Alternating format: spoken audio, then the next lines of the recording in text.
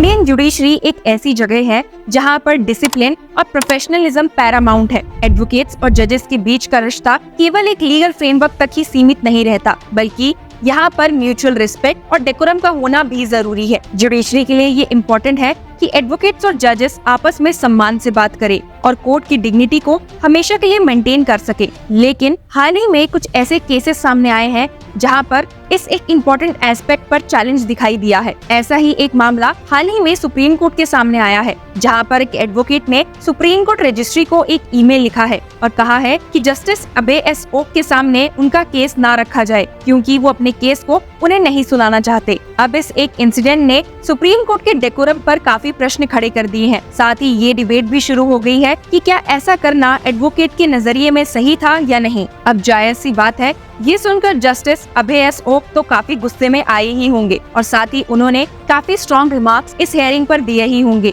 लेकिन आपको बता दो कि सेम डे पर एक और ऐसा ही मैटर सामने आया, जहां पर जस्टिस अभय एस ओक ने यूपी के ऑफिशियल्स को काफी डांट और फटकार लगाई है। साथ ही उन्होंने स्टेट किया है that he has been speaking lies only. तो चलिए बिना देरी करते हुए इन दोनों ही मैटर्स पर अपनी नजर डालते हैं और देखते हैं कि कैसे इन मैटर्स में जो हियरिंग हुई उसमें जस्टिस अभय एस ओक अपने गुस्से पर काबू नहीं कर पाए और उन्होंने काफी बोल्ड स्टेटमेंट्स बोले हैं। सोमवार को एक हियरिंग के दौरान Supreme court bench of justice Abhay S Oka and Augustine George Masih ने एक एडवोकेट के ईमेल लिखने पर अपना सख्त रूप अपनाया है, जिसमें उस एडवोकेट ने कहा था कि वो नहीं चाहते कि उनका case justice Abhay S okay सुने। बेंच ने उस एडवोकेट से पूछा कि जब वो अपना रिग्रेट एक्सप्रेस कर चुके हैं तो उन्होंने ईमेल को विड्रॉ क्यों नहीं किया। कोर्ट ने सीधा सवाल करते हुए पूछा, now you have expressed regret for sending the email, but that original email is not withdrawn, that I should not hear this case. You make up your mind, are you going to withdraw that or you do not want to withdraw?